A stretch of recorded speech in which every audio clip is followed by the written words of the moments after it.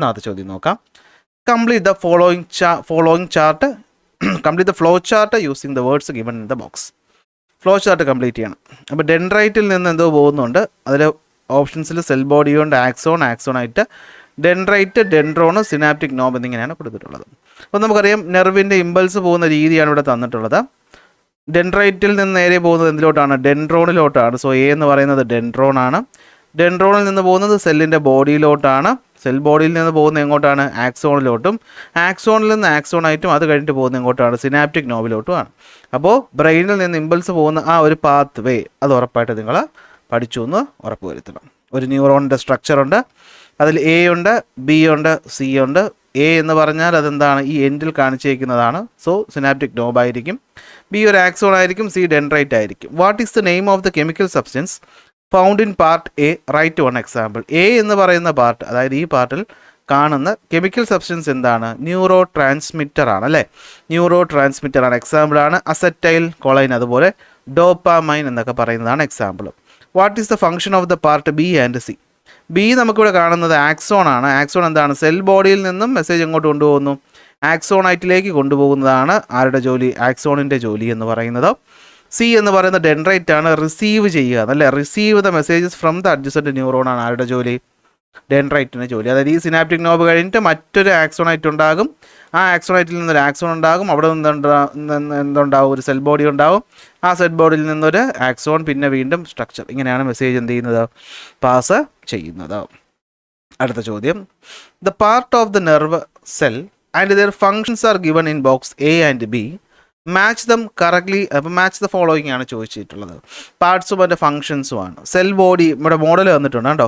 Cell body എന്ന് പറഞ്ഞാൽ എന്താണ്? Part containing cell membrane, cytoplasm, nucleus and cell organelles ആണെങ്കിൽ ആക്സോൺ എന്ന് പറഞ്ഞാൽ എന്തായിരിക്കും? ആക്സോൺ എന്ന് വെച്ച് കഴിഞ്ഞാൽ എന്തായിരിക്കും? ഇവിടെ നമുക്ക് നോക്കുമ്പോൾ കാണാൻ പറ്റും long fibre from the cell body അല്ലേ? സെൽ ബോഡിയിൽ നിന്നും വരുന്ന നീളം കൂടിയ ഫൈബറിനെയാണ് നമ്മൾ എന്ത് വിളിക്കുന്നത്? ആക്സോൺ എന്ന് വിളിക്കുന്നത്. സോ ആക്സോൺ കിട്ടി. അടുത്ത ആക്സോണായിട്ട് എന്താണ്? ആക്സോൺ ഡിവൈഡ് ചെയ്ത് പോകുന്നു അല്ലേ? The part receive message from the adjacent nerve cell. Sorry, dendrite ആണല്ലോ. അടുത്ത് കിടക്കുന്നത് ഇത് ആക്സോണായിട്ട് അല്ലേ? അപ്പോൾ ആക്സോണായിട്ട് എവിടെ കിടക്കുന്നത്? ആക്സോണായിട്ട് ഡെഫിനിഷൻ ഇവിടെ ഉണ്ടോ? കണ്ടെയ്ൻ ന്യൂറോ ട്രാൻസ്മിറ്റർ അല്ല. Small fibres produced from the cell body അല്ല. പാർട്ട് കണ്ടെയ്നിങ് സെൽ മെമ്പറൈൻ അല്ല. ന്യൂക്ലിയസ് ആൻഡ് സെൽ ഓർഗനൽസ് അല്ല. Part that receive message from the adjacent സെല്ലും അല്ല. അപ്പോൾ ആക്സോണിൻ്റെ ഇവിടെ ആക്സോണൈറ്റിൻ്റെ ഡെഫിനിഷൻ ഇവിടെ തന്നിട്ടില്ല. ഡെൻഡ്രൈറ്റിൻ്റെ തന്നിട്ടുണ്ട്. ഡെൻഡ്രൈറ്റ് നോക്കിയാൽ ഡെൻഡ്രൈറ്റ് എന്താണ് തന്നിട്ടുള്ളത്? ഡെൻഡ്രൈറ്റിൻ്റെത് ഡെൻഡ്രൈറ്റ് ആണ്. ഡെൻഡ്രൈറ്റ് റിസീവ് ചെയ്യുന്നതല്ലേ? Part that receive message from the adjacent സെല്ലാണ് എന്ത്? ഈ എൻഡിൽ കാണുന്ന ഡെൻഡ്രൈറ്റ് എന്ന് പറയുന്നത്. സോ അതിവിടെ ഉണ്ട്. നെക്സ്റ്റ് വന്നിരിക്കുന്നത് ഡെൻഡ്രോൺ ആണ്. ഡെൻഡ്രോൺ എന്ന് പറയുമ്പോൾ എന്തായിരിക്കും? സ്മോൾ ഫൈബേഴ്സ് കമ്മിങ് അല്ലേ? സ്മോൾ ഫൈബേഴ്സ് ആണ്. പാർട്ട് ദാറ്റ് അല്ല, small fibres produced from the cell ബോഡിയാണ് എന്ത്? ഡെൻഡ്രോണുകൾ എന്ന് പറയുന്നത്. ഈ കാണുന്നതാണ് ഡെൻഡ്രോൺ. ഇതിൻ്റെ എൻഡിലാണ് ഡെൻഡ്രൈറ്റ് ഉള്ളത്. ലാസ്റ്റ് സിനാപ്റ്റിക് നോബാണ്. Contains neurotransmitter. അപ്പോൾ ഓക്കെ, ഇവിടെ എന്തില്ല? ആക്സോണൈറ്റ് ഇവിടെ കൊടുത്തിട്ടുണ്ടെങ്കിൽ ആക്സോണൈറ്റിൻ്റെ ഡെഫിനിഷൻ ഇവിടെ നമുക്ക് തന്നിട്ടില്ല. അതുകൊണ്ട് അത് എഴുതാൻ പറ്റത്തില്ല. Next, identify A and B and choose the correct answer. A എന്ന് വെച്ചാൽ എന്താണ്? A specialised cells capable of receiving stimuli and forming appropriate messages. B എന്താണ്? Cell in the nervous system that cannot receive stimulus or transmit messages. രണ്ട് തരം സെല്ലുകളെ പറ്റിയിട്ടാണ് പറഞ്ഞിരിക്കുന്നത്, എയും ബിയും. കൺഫ്യൂഷൻ വന്നാൽ ഇവിടെ ഓപ്ഷൻ തന്നിട്ടുണ്ട്. എ ഒരു ന്യൂറോണിനെ പറ്റിയും ബി സിനാപ്സിനെ പറ്റിയാണ് പറയുന്നത്. അല്ല, എ ന്യൂറോൺ ആണോ എന്ന് ചോദിച്ചാൽ ആണ്. സ്പെഷ്യലൈസ്ഡ് സെല്ലാണ്, capable of receiving stimulus and forming appropriate message എന്ന് പറയുമ്പോൾ എന്താണ്? അത് ന്യൂറോണിനെ പറ്റിയാണ് പറയുന്നത്. അത് നമുക്കറിയാം. അപ്പോൾ എ ന്യൂറോൺ ഉള്ളത് ഏതാണ്? എയും ഡിയുവേ ഉള്ളൂ. ബിയിൽ പറഞ്ഞിരിക്കുന്ന ആരെ പറ്റിയിട്ടാണ്? ന്യൂറോഗ്ലിയൽ സെല്ലുകളെ പറ്റിയിട്ടാണ്. ആണോ? അതെ, നെർവസ് സിസ്റ്റത്തിൻ്റെ ഭാഗമായിട്ട് മെസ്സേജ് റിസീവ് ചെയ്യാൻ പറ്റാത്ത കുറച്ച് സെല്ലുണ്ട്, ന്യൂറോഗ്ലിയൽ സെല്ലെന്ന് പറയുന്നത് അല്ലേ? നമ്മൾ അതിൻ്റെ ഫംഗ്ഷൻസ് പഠിച്ചു. അപ്പോൾ ഏതാണ്? 4 നമ്മുടെ ഉത്തരം എന്ന് പറയുന്നത്. ഓക്കെ, 4 നമ്മുടെ കറക്റ്റ് ആൻസർ എന്ന് പറയുന്നത്. അടുത്ത്, which of the following is not a part of nervous system. അല്ലാതെ ഏതാണ്? മസിലാണ് നെർവസ് സിസ്റ്റത്തിൻ്റെ പാർട്ട് അല്ലാത്തത്. അടുത്ത, if there are any mistakes in the given statement rewrite them by correcting the underlined part. തന്നിട്ടുള്ളതിൽ ഏതാണ് തെറ്റുണ്ടോ എന്ന് നോക്കാനാണ്. Homo erectus made stone weapon by using hands. ആണോ? തെറ്റല്ലേ ഇത്? നമ്മൾ ആരാ സ്റ്റോൺ വെപ്പൺ ഉപയോഗിക്കാൻ പഠിച്ചത്? ആരാ? ഇത് ഹോമോ ഹാബിലിസ് ആണ് അല്ലേ? അപ്പോൾ ഇത് തെറ്റാണ്. അപ്പോൾ നിങ്ങൾ എന്ത് എഴുതണം ഇവിടെ? ഇത് ഹോമോ ഹാബിലിസ് ആണ് എന്ത് ചെയ്തത്? സ്റ്റോൺ വെപ്പൺ ഉപയോഗിക്കാനും ഗ്രൂപ്പായിട്ട് താമസിക്കാനും തുടങ്ങിയത്. Homo sapiens domesticated animals and created cities, അത് ശരിയാണ്. അടുത്ത് Homo neanderthalensis were discovered from Africa, പക്ഷേ അല്ല. ഹോമോ നിയാൻഡർതാലൻസ് എവിടുന്നാ? ജർമ്മനിയിൽ നിന്നാണ് എന്ത് ചെയ്തേക്കുന്നത്, എടുത്തേക്കുന്നത് അല്ലേ. Homo erectus would walk upright on 2 legs and had a broad forehead, അത് ശരിയാണ്. അപ്പോൾ 1ഉം 3ഉം തെറ്റാണ്. ഓക്കെ, എന്താണ് 1ഉം 3ഉം തെറ്റാണ് കേട്ടോ. Homo habilis made stone by using, അത് ഹാബിലിസ് ആണ്. ഓൾമോസ്റ്റ് കംപ്ലീറ്റ് ഫോസിൽ കിട്ടിയത് ആരുടേതാണ്? ആഫ്രിക്കയിൽ നിന്ന് കിട്ടിയത്. ഓക്കെ, അപ്പോൾ ഇവിടെ വേറെ രീതിക്കാണ് വന്നേക്കുന്നത്. ഇവിടെ നമ്മൾ ജർമ്മനി എഴുതിയാൽ അതും ഒരു കണക്കിൽ ശരിയാണ്. പക്ഷേ പറഞ്ഞേക്കുന്നത് എന്താ, ഈ അണ്ടർലൈൻ ചെയ്തതിനെ മാറ്റാനാണ് പറഞ്ഞേക്കുന്നത് അല്ലേ. അപ്പോൾ നമുക്ക് ഇവിടെ ജർമ്മനി എഴുതാൻ പറ്റത്തില്ല. അപ്പോൾ ആഫ്രിക്കയിൽ നിന്ന് കിട്ടിയത് ആരാണ്? അത് ഓസ്ട്രലോപിത്തേക്കസ് ആണ്. സോ നമ്മൾ എന്ത് ചെയ്യണം? Almost complete fossil of dash നിയാൻഡർതാലൻസിന് പകരം ഇവിടെ എന്ത് എഴുതണം? ഓസ്ട്രലോപിത്തേക്കസ് എന്ന് എഴുതണം. ഓക്കെ ആണോ? കാരണം ചോദ്യത്തിൽ പറഞ്ഞേക്കുന്നത് അങ്ങനെയല്ലേ അല്ലേ. എന്താ പറഞ്ഞേക്കുന്നത് ക്വസ്റ്റ്യനിൽ? Rewrite them by correcting the underlined part correct ചെയ്ത് എഴുതാനാണ് പറഞ്ഞേക്കുന്നത്. അപ്പോൾ അതുകൊണ്ട് നമുക്കിവിടെ എന്ത് ചെയ്യാൻ പറ്റത്തില്ല, ജർമ്മനിയിൽ നിന്നും ഇടാൻ പറ്റത്തില്ല. എന്ത് ചെയ്യാൻ പറ്റുള്ളൂ? ഓസ്ട്രലോപിത്തേക്കസ് ആണ് ആഫ്രിക്കയിൽ നിന്ന് കിട്ടിയത് എന്നത് എഴുതാനേ സാധിക്കുകയുള്ളൂ. ശരി, അടുത്ത ചോദ്യം നോക്കിയേ. Organism in the human evolutionary sequence are arranged in the ascending order of the brain size. Brain സൈസിൻ്റെ അസെൻഡിങ് ഓർഡർ, കൂടുന്ന ഓർഡർ എഴുതിയേക്കുകയാണ്. അതിൽ കറക്റ്റ് ഏതാണ്? സഹലാന്ത്രോപ്പസ് ചെഡൻസിസ് കഴിഞ്ഞിട്ട് Homo erectus, Homo neanderthalensis, Australopithecus അല്ല. സഹലാന്ത്രോപ്പസ് ചെഡൻസിസ് കഴിഞ്ഞിട്ട് ഓസ്ട്രലോപിത്തേക്കസ്, അത് കഴിഞ്ഞ് ഹോമോ ഹാബിലിസ്, ഹോമോ ഇറക്ടസ്, ഇതാണ് ശരി. സോ ഓപ്ഷൻ 2 ആണ് നമ്മുടെ ശരിയായിട്ടുള്ള ഉത്തരം. സോ ആ ഓർഡർ വളരെ ഇമ്പോർട്ടൻ്റ് ആണ്, അത് മറന്നു പോകരുത്. ഓർഡർ വളരെ ഇമ്പോർട്ടൻ്റ് ആണ്. അവിടെ നിന്ന് ചോദ്യങ്ങൾ വരുന്നുണ്ട്, ഇനിയും ചോദ്യങ്ങൾ വരാം. ഇത് കുറച്ച് കടത്തുപോയെന്നേ ഞാൻ പറയുള്ളൂ ഈ ഒരു ചോദ്യം. Right the correct pair. ആ ബ്രെയിനിൻ്റെ സൈസാണ്. സത്യം പറഞ്ഞാൽ എനിക്കും ബ്രെയിൻ സൈസ് കാണാതെ അറിയാമെന്ന് ചോദിച്ചാൽ ഞാനും ഓർത്ത് വെച്ചിട്ടില്ല. പക്ഷെ നിങ്ങൾ എന്ത് ചെയ്തിരിക്കണം? ഒന്ന് ഓർത്ത് വയ്ക്കണം. ഓക്കെ, ചോദ്യം വരുന്നുണ്ട്. അപ്പോൾ തന്നിട്ടുള്ളതിൽ കറക്റ്റ് ആർക്കാണ്? ആസ്ട്രലോപിത്തേക്കസിനാണ് കറക്റ്റ്. ഓസ്ട്രലോപിത്തേക്കസിൻ്റെ കറക്റ്റ് ബ്രെയിൻ സൈസാണ് തന്നിട്ടുള്ളത്. ഹാബിലിസിനല്ല. ഇത് മറ്റേ സഹലാന്ത്രോപ്പസിൻ്റെ ആണ് ഇത് തന്നിട്ടുള്ളത് അല്ലേ. ഇതാണ് 350 വരുന്നത്, ഏറ്റവും കുറവ് വരുന്നത്. സോ അത് ഓർത്ത് വയ്ക്കുക. Increase in brain size over the past 3 to 4 million years is a major trend in human evolution. In just 2 million years, brain size has almost tripled. നമ്മുടെ ടെക്സ്റ്റ് ബുക്കിൽ ഒരു ബോക്സിനകത്ത് തന്നിട്ടുള്ള കാര്യം അല്ലേ. This brain development laid the foundation for the transition from small brained ancestors to Homo sapiens. What are the changes brought about in the social and cultural aspect of life due to this trend? അപ്പോൾ brain development ഉണ്ടായതുകൊണ്ട് സോഷ്യലും കൾച്ചറലുമായുള്ള ആസ്പെക്റ്റുകളിൽ എന്തൊക്കെ മാറ്റങ്ങളാണ് വന്നിട്ടുള്ളത് എന്നുള്ളതാണ് ചോദ്യം. നമുക്കറിയാം എന്താണ്, നമുക്ക് കോംപ്ലക്സ് ആയ സോഷ്യൽ ബിഹേവിയർ ഉണ്ടായി, ടൂൾ മേക്കിംഗ് പഠിച്ചു, ഭാഷ ഉപയോഗിക്കാൻ പഠിച്ചു, ഹൈ ലെവലായിട്ടുള്ള കോഗ്നിറ്റീവ് ഫങ്ഷൻസ് ഒക്കെ ഉപയോഗിക്കാൻ പറ്റിയ നമ്മുടെ ഈ ബ്രെയിനിൻ്റെ ക്രൈനൽ കപ്പാസിറ്റി ഡെവലപ്പ് ആയതുകൊണ്ടാണ്. അതുകൊണ്ട് നമ്മുടെ ചേഞ്ചസ്, എൻവയോൺമെൻറ്റിൽ ഉണ്ടാകുന്ന ചേഞ്ചസുകൾ നമുക്ക് അഡാപ്റ്റ് ചെയ്യാനും കൾച്ചറൽ ഡെവലപ്മെൻറ്റ് ഉണ്ടാകാനും ടെക്നോളജി യൂസ് ചെയ്യാനും നമുക്ക് സാധിച്ചു. അപ്പോൾ ഈ രീതിയിൽ വേണം ഇങ്ങനെ ഒരു ചോദ്യം വന്നാൽ ഉത്തരം എഴുതാൻ. ഈ ബോക്സൊക്കെ നമ്മൾ പലപ്പോഴും പഠിക്കാൻ വിട്ടുപോയതായിരിക്കും, അപ്പോൾ അതൊക്കെ ശ്രദ്ധിച്ചോളൂ. Okay, next. Characteristics of 2 organisms in the human evolutionary path are given in the hint. Analyze them and answer the following questions. Used hands, ഏതിൽ പറഞ്ഞേക്കുന്നത് എന്താണ്? Used hands to make stone tools, began hunting. B. Small sloping forehead, thick eyebrow, they buried dead bodies. ചോദ്യം full വായിച്ചിട്ട് എഴുതുക. Write the name of the species A and B. Tool ഉണ്ടാക്കിയതും hunting തുടങ്ങിയതും ആരാണ്? Homo habilis ആണ്. ആരാണ്? Homo habilis ആണ്. Okay, Homo habilis. ഞാനത് ഓർത്ത് വയ്ക്കുന്നതെന്ന് വെച്ച് കഴിഞ്ഞാൽ, ഈ ഹാബിലിസിൽ നിന്ന് നമുക്ക് ഹാബിറ്റേറ്റ് എന്ന് ഓർത്ത് വയ്ക്കുക അല്ലെ. ഹാബിറ്റേറ്റ് നമ്മുടെ ചുറ്റുപാട്. അപ്പോൾ ആദ്യമായിട്ട് ഒരു ചുറ്റുപാടുണ്ടാകുന്നത് എങ്ങനെയാണ്? ഒരു സോഷ്യൽ ഗ്രൂപ്പ് വന്നപ്പോഴാണ് അല്ലേ. ഒരു ഗ്രൂപ്പായിട്ട് താമസിച്ചു, അപ്പോൾ അവിടെ താമസിക്കാനായിട്ട് ഹണ്ടിങ് വേണ്ടി വന്നു. അപ്പോൾ ഹണ്ടിങ് തുടങ്ങിയതും അതുപോലെ ഗ്രൂപ്പായിട്ട് താമസിച്ചതും ആദ്യം ഹോമോ ഹാബിലിസ് ആണ്. നെക്സ്റ്റ്, സ്ലോപ്പിംഗ് ഫോർഹെഡ്, തിക്ക് ഐബ്രോ, അതുപോലെ ബറീഡ് ദ ഡെഡ് ബോഡീസ്. ഇത് ആരാണ്? നിയാൻഡർതാലൻസിസ് ആണ് ഇത് ചെയ്തത് അല്ലേ. അതാണ് ഹോമോ നിയാൻഡർതാലൻസിസ് ആണ്. ഇത് ഞാൻ ഓർത്ത് വെച്ചിട്ടുണ്ട്. എങ്ങനെയെന്നറിയാമോ? ഹോമോ നിയാൻഡർതാലൻസിസ് എന്ന വാക്കൊന്ന് ശ്രദ്ധിക്കുക. ഞാൻ ഓർത്ത് വയ്ക്കുന്നത് നീ എൻഡ് താലൻസിസ് എന്നാണ്. നീ ആൻഡർതാലൻസിസ് ആണെങ്കിൽ നീ എൻഡ്, നിൻ്റെ അവസാനിച്ചു കഴിഞ്ഞാൽ പിന്നെ എന്താണ്? മരിച്ചു കഴിഞ്ഞാൽ എന്ത് ചെയ്യണം? ബറി ചെയ്യണം, കുഴിച്ചിടണം അല്ലേ. അപ്പോൾ നീ എൻഡ്, നിൻ്റെ എൻഡ് ആയപ്പോൾ നീ മരിച്ചു കഴിഞ്ഞാൽ നിന്നെ കുഴിച്ചിടണം. അപ്പോൾ ആദ്യമായിട്ട് കുഴിച്ചിട്ടതാരാണ് ബോഡിയെ? നീ ആൻഡർതാലൻസിസ് ആണ്. അതിൻ്റെ വെറൈറ്റി ആയിട്ടുള്ള ഒരു കോഡാണ് നിങ്ങൾക്ക് ഓർത്ത് വയ്ക്കുക. ഓക്കെ, അപ്പോൾ ഇത്തരത്തിൽ മനോഹരമായ കോഡുകൾ കിട്ടാൻ വേണ്ടിയിട്ട് ചാനൽ സബ്സ്ക്രൈബ് ചെയ്യുക. What is brain size in both of them? അത് സത്യം എനിക്കും കാണാൻ അറിയില്ല. 600 സെൻറ്റിമീറ്റർ ക്യൂബാണ് ഹോമോ ഹാബിലിസിന്, 1450 ഹോമോ നിയാൻഡർതാലൻസിൻ്റെ ബ്രെയിൻ കപ്പാസിറ്റി എന്ന് പറയുന്നത്. അപ്പോൾ ബ്രെയിൻ കപ്പാസിറ്റിയും ആ ഒരു ടേബിളും വളരെ ഇമ്പോർട്ടൻ്റ് ആണെന്നുള്ള കാര്യം മനസ്സിലാക്കണം. Complete the human evolution tree complete ചെയ്യാനാണ്. പ്രൈമേറ്റിൽ നിന്ന് നേരെ പോയിരിക്കുന്ന എന്തിലാണ്? ആന്ത്രോപോയിഡിയിലാണ്. ആന്ത്രോപോയിഡി രണ്ടായിട്ട് ഡിവൈഡ് ചെയ്തിട്ടുണ്ട്. ഏതൊക്കെയാണ്? സെർക്കോപിത്തേക്കോയിഡിയെയും അതുപോലെ തന്നെ ഏതാണ് നമ്മുടെ ഹോമിനിഡെയും. അതിൽ സെർക്കോപിത്തേക്കോയിഡിക്കകത്താണ് മങ്കികൾ വരുന്നത് അല്ലേ, മങ്കി. അത് ചിമ്പൻസിയും ഹ്യൂമൻസും വരുന്നത് ഏതിനകത്താണ്? ഹോമിനിഡേക്കകത്താണ്. അപ്പോൾ ആ ചാർട്ട് ഒന്ന് മനഃപ്പാടമാക്കി വയ്ക്കുക. Choose the correct answer from analysing 192. Small brain with tail ഉള്ളത് ആരാണ്? അത് ഹോമിനിഡേ ആണോ സെർക്കോപിത്തേക്കോയിഡേ ആണോ? ലാർജ് ബ്രെയിൻ വിത്തൗട്ട് ടെയിൽ എന്ന് പറയുന്ന ആരാണ്? അത് സെർക്കോപിത്തേക്കോയിഡേ ആണോ ആന്ത്രോപോയിഡേ ആണോ എന്നാണ് ചോദ്യം. സി ആൻഡ് ഇയും ഉണ്ട്. അപ്പോൾ നമുക്കറിയാം സ്മോൾ ബ്രെയിൻ വരുന്നത് ആരാണ്? സെർക്കോപിത്തേക്കോയിഡിയിലാണ്. അപ്പോൾ എ എന്ന് പറയുന്നത് ഏതാണ്? സെർക്കോപിത്തേക്കോയിഡിയും, ബി ആണ് ഏത് വരുന്നത്? ഹോമിനിഡേയും വരുന്നത്. അപ്പോൾ നമ്മുടെ കറക്റ്റ് ഉത്തരം എന്ന് പറഞ്ഞാൽ ഓപ്ഷൻ ഡി ആയിരിക്കും നമ്മുടെ കറക്റ്റ് ഉത്തരം എന്ന് പറയുന്നത്. ഓക്കെ, ചെറിയ ബ്രെയിനുള്ളതും വാലുള്ളതും സെർക്കോപിത്തേക്കോയിഡിക്കകത്തും, എന്നാൽ വാലില്ലാത്തത് ഹോമിനിഡേയിലും ആയിരുന്നു.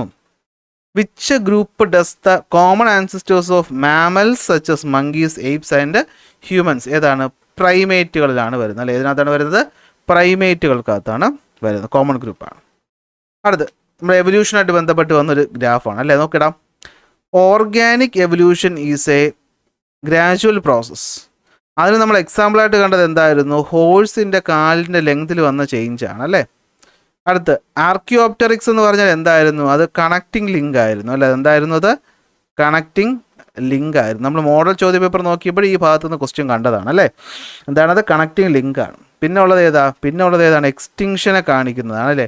എക്സ്റ്റിങ്ഷനെ കാണിക്കുന്ന ആരാണ്? നമ്മുടെ ഡൈനോസർ, അതുപോലെ മാമത്തും ആണ് എന്ത് ചെയ്തിരിക്കുന്നത് കാണിക്കുന്നത്. അപ്പോൾ എയിൽ വരുന്നത് എന്താണ്? എക്സ്റ്റിങ്ഷൻ ആണ്. ബിയിൽ വന്നിരിക്കുന്നത് ആരാണ്? കണക്റ്റിംഗ് ലിങ്ക് ആണ്, ബേർഡ്സും റെപ്റ്റൈൽസും തമ്മിൽ. സിയിൽ വന്നിരിക്കുന്നത് എവല്യൂഷൻ ഓഫ് ദ ഹോഴ്സും, ഡിയിൽ വന്നിരിക്കുന്നത് ഏതാണ്?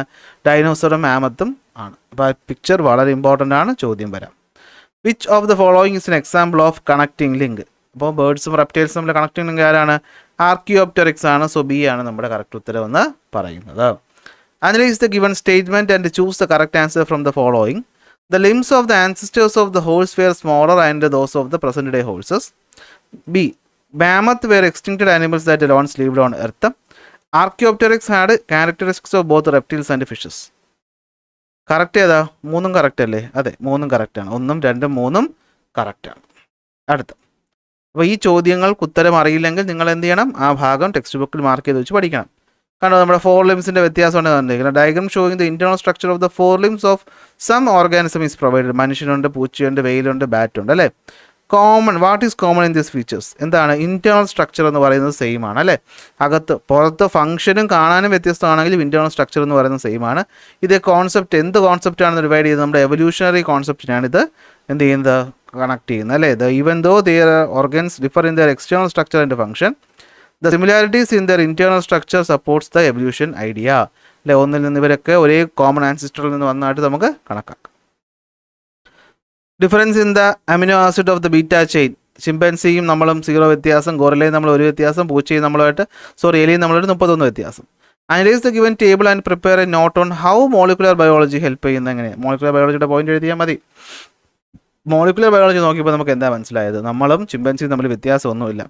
സോ എവല്യൂഷനിൽ നമ്മൾ രണ്ടുപേരും അടുത്തടുത്താണ്.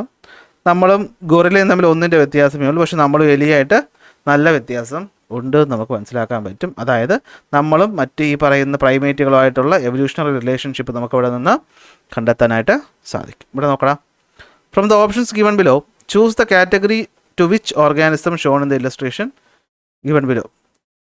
Mammals, animals, fungus, plant, protista എല്ലാം കൂടി ചെന്ന് വന്നേക്കുന്നത് കോമൺ ആൻസിസ്റ്റർ ആരാണ്? അത് യൂക്യാരിയാണ് അല്ലേ. ബാക്ടീരിയയും ആർക്കിയയും അല്ല, യൂക്യാരിയാണ് നമ്മുടെ കറക്റ്റ് ഉത്തരം എന്ന് പറയുന്നത്. അത് നമുക്കിപ്പം ഒരുവിധം പഠിച്ചൊരു കുട്ടിക്ക് പോലും കിട്ടുന്ന ചോദ്യമാണ് അല്ലേ. Choose and write the correct answer. Speciation means എന്താണ്?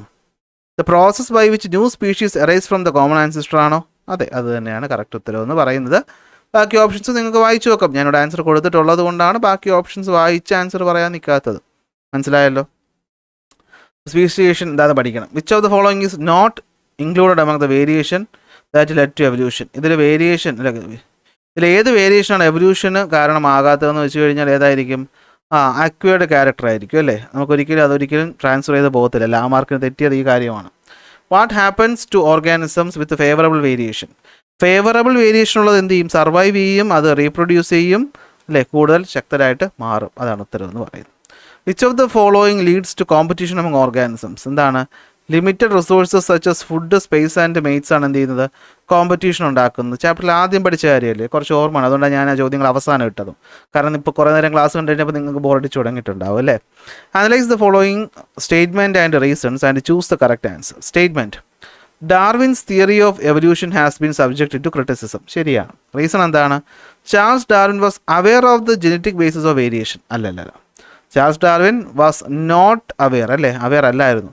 അപ്പോൾ സ്റ്റേറ്റ്മെൻറ്റ് ശരി, റീസൺ തെറ്റ്. അപ്പോൾ സ്റ്റേറ്റ്മെൻറ്റ് ശരി, റീസൺ തെറ്റ്. ഓപ്ഷൻ എ ആണ് നമ്മുടെ കറക്റ്റ് എന്ന് പറയുന്നത്.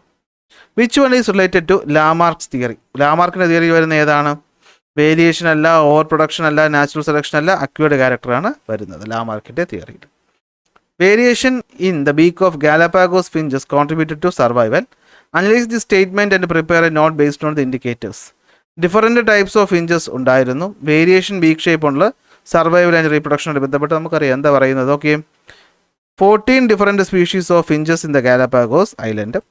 അത് ഗ്രൗണ്ട് ഫിഞ്ചസ് ഉണ്ടായിരുന്നു, കാക്ടസ്, ട്രീ ഫിഞ്ചസ് ഉണ്ടായിരുന്നു. മേജർ ഡിഫറൻസ് എന്തായിരുന്നു? ബീക്കിൻ്റെ സൈസിലായിരുന്നു. ഏത് സാഹചര്യത്തിൽ ജീവിക്കാൻ പറ്റുന്ന ബീക്ക് ഉള്ളതാണോ അത് സർവൈവ് ചെയ്തു, ഓഫ്സ്പ്രിങ്സ് പ്രൊഡ്യൂസ് ചെയ്തു, ബാക്കിയുള്ളത് എക്സ്റ്റെൻഡ് ചെയ്ത് പോയി. ലാമാർക്കാണ്, കണ്ടാൽ തന്നെ അറിയാം അല്ലേ. Which theory of evolution is illustrated? ലാമാർക്കിൻ്റെ തിയറിയാണ്, acquired character. According to this theory what are the connection that led from A to B? അതെന്താണെന്ന് എനിക്ക് മനസ്സിലായില്ല കേട്ടോ. എയിൽ നിന്ന് ബിയിലോട്ട്, ഇതിപ്പോൾ എ ആയിരിക്കും, പ്രിൻ്റ് ആവാത്ത. Okay, how do such conditions lead to the emergence of new species? ലാമാർക്കിൻ്റെ തിയറി എഴുതി വയ്ക്കാൻ പറഞ്ഞാൽ മതിയായിരുന്നു, അത് വേറൊരു രീതി ചോദിച്ചേക്കുക അല്ലേ. തിയറി എന്താണ്? ലാമാർക്കിസം അല്ലെങ്കിൽ theory of inheritance of acquired ക്യാരക്ടറാണ്.